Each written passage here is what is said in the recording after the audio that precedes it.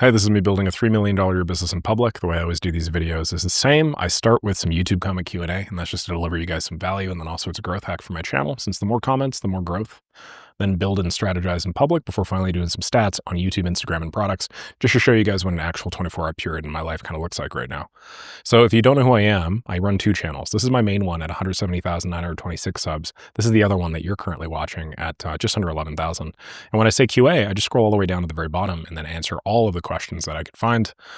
And we've gotten a ton of questions recently, so you guys are going to have to wait a second as I do this.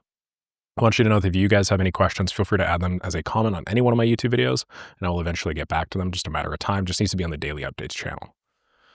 Okay, Always says, hey Nick, watch your last vid. The jump from throwing college parties to building a $3 million a year automation agency is wild. It's not an automation agency that makes $3 million a year. It's a combination. In general, I make $3 million a year, but that's broken up into a variety of different income sources. My number one income source right now is this community. It's called Maker School. It's where I show people how to do it. If you guys want to check and see exactly how much money it's currently making, just go to school games here, go all time, go to the money category, and then, yeah, you guys should see, ooh, Spencer, what's going on here, buddy? Oh, looks like we're only 1,300 away. I may reclaim that GOAT status yet again. Who knows? Anyway, they log the income that you make and you can see it. Totally transparent. I also own another community called Make Money with Make. So just want to clarify that. I'm seeing a lot of people misrepresent my numbers and stuff like that. You know, somebody asked me for an interview the other day from a very, very big company, and they were like, wow, you're making $120,000 a month from your automation agency. And I was like, no, I'm not. Where the heck did you get that information? We need to make sure that, you know, we're all on the same page. Okay. The way you've documented the grind, especially banging your head against the wall for years, really hit home. Got mad respect for how you're building in public. Quick question, if you don't mind. I just started targeting real estate with cold emails. I sent 600 so far, 100 a day. Got 2 negative replies, no positives. I'm including a Loom video that explains a lead magnet I built in Make, extracts data from PDFs, and pushes it to Google Sheets. Only 9 people have watched the Loom and none have replied. So I'm wondering, should I wait till 1,500 emails before tweaking, or should I start testing now? What would you add to the offer or system to make it more of a no-brainer? And do real estate companies even care about this kind of automation, or should I pivot the use case? So I want to make it abundantly clear here, you should test this stuff out. I can only take you so far. If you listen to my advice without actual real market feedback, it's as good as worthless, I would say. So should you wait until 1,500 emails before tweaking or start testing now? My opinion as somebody that's, you know, sent several 100,000 cold emails and gotten a ton of money from it is I would not include a Loom video in your first link if you are going mass market. The reason why is it's going to cripple your deliverability. And then also templated Loom videos have very little value unless it's something a person's already opted in for and then somebody asked for. So I would not send templated Loom videos. You kind of have two approaches, okay? The first approach is you could go hyper custom.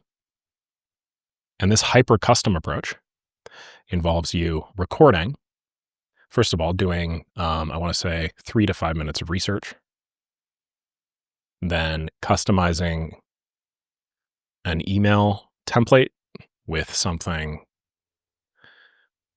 very personal that you would only know if you really just went super deep on who that person was, and then recording a Loom video. And the way I do it is it's like an opportunity video where you say something along the lines of, hey, Pete, love your stuff. I've been following you for the better part of the last couple of hours. I know this is out of left field. We've never talked, but I have a feeling that I could make you another $15,000 a month in the next, month or so, the next 30 days. I want to make it totally risk-free for you, and I'm not going to sell or pitch you or anything. I'm actually just going to give you all of the steps right here so you can do it yourself, or you can, hire somebody like me to do it for you. Here's how you do it. This is like your opportunity video. Front load with value, you give a ton away, and then, you eventually call and then close. Okay. This is hyper custom, right? This Loom video that you're going to record, because it's hyper customized, realistically, this is going to take you like another 3 to 5 months, right? So what does this mean? Even if we take the low end of this, 3 minutes of research, 3 minutes of Loom, you can only send about, let's say 15 an hour. I mean, I'm saying 6 minutes here. Oh, sorry. What did I mean? I meant like 7 or 8 an hour. 6 minutes, 60 divided by 6 gets us 10. So, you could theoretically send 10. You're not going to send 10 because you got context switching. You're going to jump from one profile to the next and so on and so forth. You can realistically send 7, 8 an hour. Let's say you send 3 hours. That means you could send maybe 25 per day.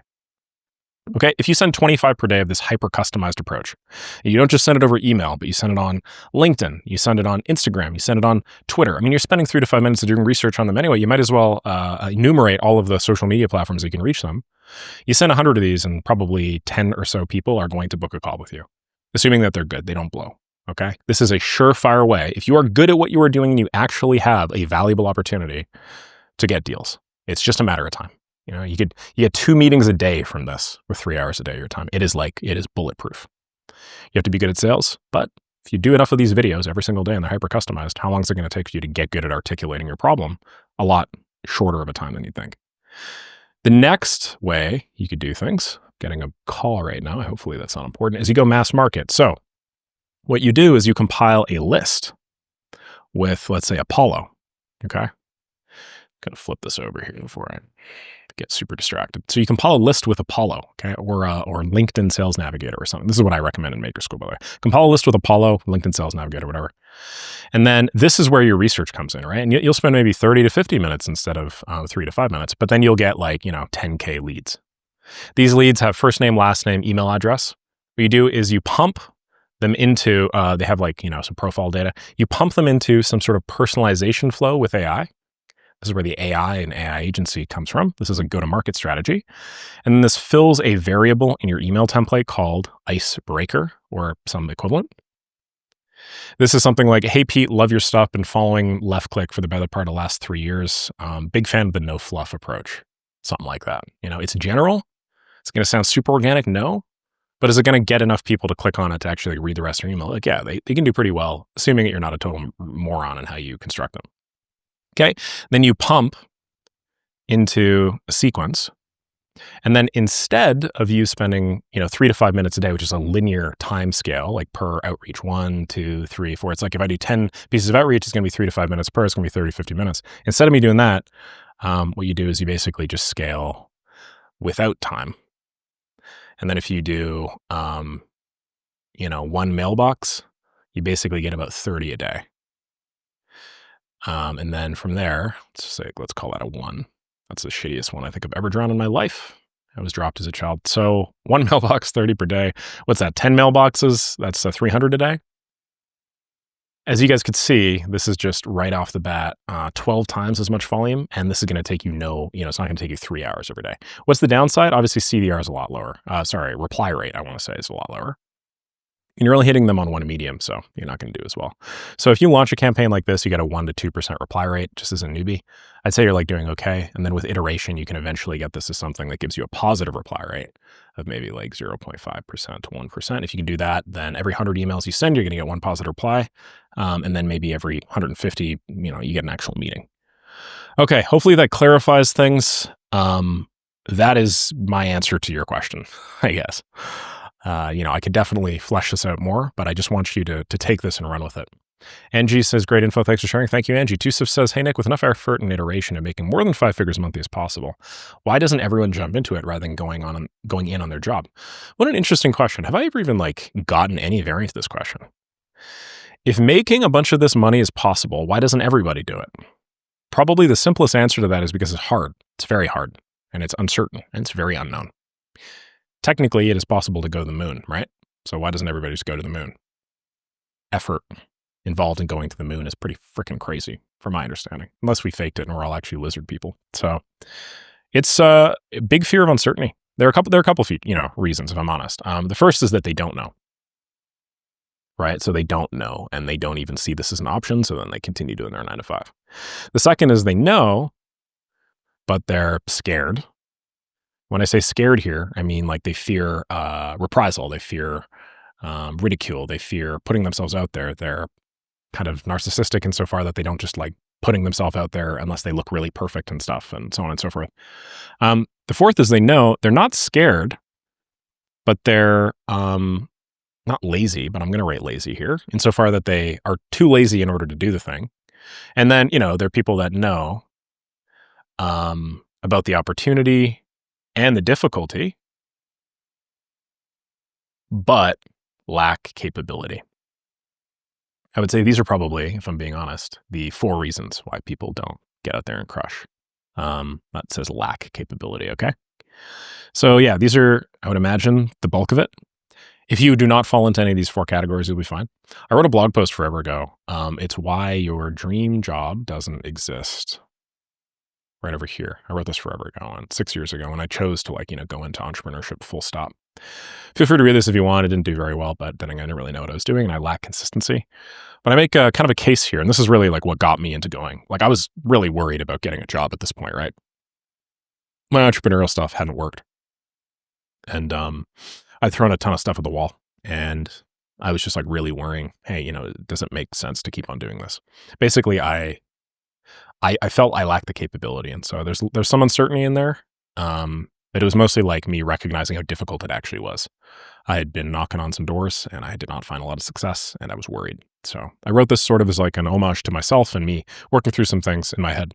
This later evolved into like my journal habit, and I now journal pretty often, and I like to do it out loud and just in public. You can check my website if you guys want more on that. But to make a long story short, I did the math and I decided that what people really want is not so much a specific type or piece of work, but freedom. They want freedom to decide what they want to work on, not their employer, when they want to work on it, not when some bureaucratic system handling their corporate hours dictates that they have to. And what's the best way to get freedom? Money, because money is a proxy for power. Power is a proxy for freedom. So if money is over here, power is over here, freedom's over here, everything else is over here. These three are really close to each other, right? They might as well be equivalent. So the amount of money you possess is directly correlated to the amount of freedom that you have. If you want to go parasailing in Cancun because you feel like it, you need money. Do you want to quit your job and lay on the couch to watch Friends all day? You need money. Haven't actually watched Friends, by the way. Nobody screw me. Money can't buy you happiness, but it can definitely buy you freedom, which is highly correlated with happiness. Okay? So then down over here, check this math out. My average Canadian salary is about $50,000. Most people start working in their mid-20s and then they retire, let's say at 65, right? So if you think about it, what's that math work out to? If you make $50K a year and you work for 20 years, then how much is that money? How much money is this equal? 40 years is what I meant to say. You work 40 years. How much money is that equivalent to? That's 2 mil, right? That means that you have generated on average 2 mil. Now, this is an oversimplification. Really, you probably generate a little bit more than this because retirement ages are being pushed back for one, and two, people tend to mature with their career. Average working age is not necessarily average age. There are a couple of presuppositions baked into this. But what that idea means, okay, is if instead of deciding to do the corporate route to make 50K for 40 years, if instead at the same age, you just decide to take 40 shots at the net, basically, you only need a 2.5% success rate for a business that makes more than $2 million in your lifetime for this to be worth it. Do you guys think that if you guys were to take a shot at the net every single day for 40 years, you could not come up with one thing? You could not learn the skills necessary to come up with one thing that makes you over $2 million in your entire lifetime. I think that that's absolutely doable for the vast majority of people. I think the vast, overwhelming majority of people have the capability to do that. And that's why I made that decision. And that's why I think, to answer your question, not a lot of other people do because they just haven't really thought through that. All right, one more. Vishal says, do you read books? Yes. If yes, what kind of books do you read? What's the one book that changed your entire point of view on business and improving yourself? Oh man, geez, I have so many. It's really hard for me to say here. Okay, if we're talking, why don't I split this into two parts? We got a fiction and then we got a nonfiction. So fiction was, and it's not even a specific book as much as it is a character. This guy here, Kaladin Stormblessed. If you read the first book in the Stormlight Archive series, and you see the shit that this man goes through, I think you'll learn the definition of leadership. Sure, he's all sexy with bright blue eyes and magical swirling wind. If you guys aren't a fiction, just ignore all that. He is extraordinarily inspiring to me, this guy, because he's thrown into like shit. And consistently at every turn, he just chooses to do the right thing and help as many people as he can, despite the fact that guy wants to kill himself, a miserable, pathetic life. When I read that book, I was like, hey, that's what a leader looks like. So thank God to Sanderson for writing. And then my business book probably be Atomic Habits by James Clear. I mean, people are starting to shit on this book, which I find so stupid. Most of the people that shit on this book are just like watchers. They're not in the arena. But this book here really like fundamentally made it clear to me that it doesn't even really matter like what habit you have and how good you are at that habit. If you just start and maintain a habit for long enough, you'll eventually win. Case in point, I started my habit of doing daily lead generating activities first thing basically in the morning about 420 days ago. 420 days ago. And basically every single day that I continued to do the thing, I got better and better and better. And then at the end of the 420 days, I was on stage next to, all these big business honchos. So it only takes a little over a year of a daily habit. Now, if you're doing a weekly habit, it might take a little bit longer. If you're doing a habit, monthly habit or something, maybe a little bit longer. For me, probably because I possess the capability, and then I multiplied that by the consistency. It took me, about 400 days. I think most people are, and by the way, I was making a boatload of money way before this, but I think you can realistically get whatever dream you want within at least, 2-3 years if you're just like consistent about it and you apply yourself to some sort of daily habit. Why do I think bodybuilders are like just so inherently correlated? Like people that do bodybuilding are so correlated with people that crush it in business as well. Like think of like Arnold Schwarzenegger, right? Like the guy, everything the guy touched turned into gold. So you're thinking, my God, he must be a savant. He's not a savant. The guy just had extraordinary habits that he developed in part while he was bodybuilding. And I'm sure the other trials and tribulations of his life. And think whatever you want about Arnold. And, I know he's gotten kind of political lately, but I guess the point I'm making is like, you do that enough, you do anything enough, you cultivate the skill of building habits, you'll be really good at everything, It generalizes. All right. Thank you very much, Svetlana. Very much appreciated. That is Cyrillic. If you guys didn't know, the C is an S, the B is a V. So that's SV, not KB. Kind of neat, huh? Great. Why don't we just talk a little bit out loud about how things are going? So my blog post a little while ago here talked about where I was going to take my life and the various goals that I had. And I had a couple. My health is really important to me, so I'm trying to optimize my health. And I just wanted to check in on that. Basically, last year I went through this thing called brachial neuritis. I don't know if you guys know what this is. I thought I had basically torn a ligament in my shoulder. But basically what happened instead is I suffered this extraordinarily uncommon thing. Sorry for all the graphics stuff here, guys.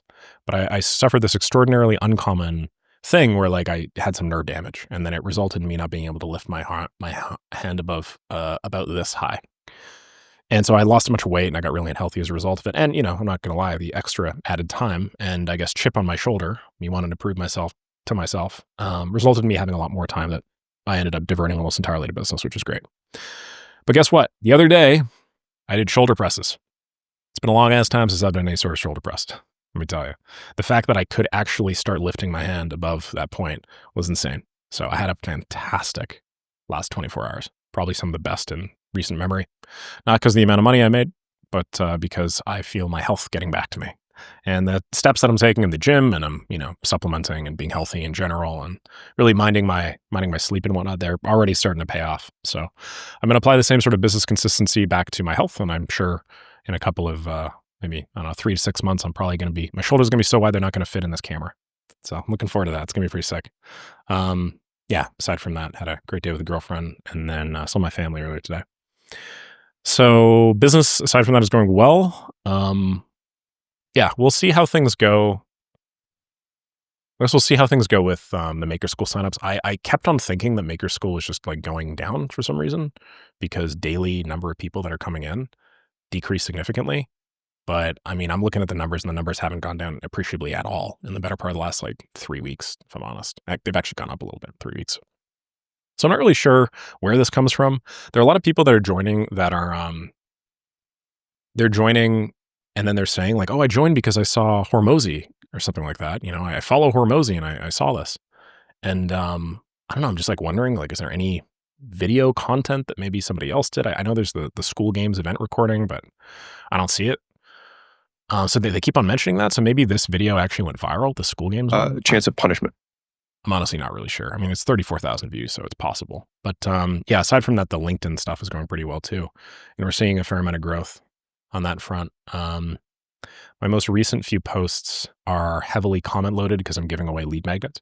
But if I go to like the biggest one, it was these two, where this one got 1,221 and this one got 906 likes, and the impressions were just wild, right? Like that's 50,000 or so people saw that. Another 50,000 or so people saw this. This one, 100,000 people saw it, despite the fact that the total like proportion is a lot lower. So yeah, I mean, I just feel like, I don't know, a combination of a bunch of things. Despite the fact that I'm posting on YouTube, I'm still getting crazy good results. So that's pretty sick. Anyway, just wanted to check in on that. Hopefully you guys appreciate the growth, because I definitely do. And then I'm just going to do some daily stats right now, show you guys what growth across all these looks like. If I go back to my main channel here, it's 170,939. That's a lot of people. How much is a football stadium people again? Is it 50,000? 114,000? Okay, I mean, like, we should see, okay, 20 to 80,000. Can I see, like, a full football stadium? Let me see. Neyland Stadium capacity. Let's see here, 101,000. So, wow, almost 2 full football stadiums worth of people. And this one doesn't even look full. I'm looking in the bleachers and, like, there's some empty spots. Almost 2 full football stadiums. Basically 2 of these, are subscribed to me right now. That's kinda cool. Kinda feel like Bane. Wanna be in the middle. Gotham is your future. Okay. 299,737 for Instagram. So just under 300K. I'm going to hit that sometime in the next few hours. My daily updates channel right over here. It's at 10,932. And we crossed 1K rev in ad rev, which is pretty fun. Growth is going pretty well. We're coming up on 21 minutes. My goal is to keep these about 20 minutes or so. So I'm going to leave it there. But just really wanted to thank everybody who's checking in today. Have a lovely rest of the day. All right. Cheers.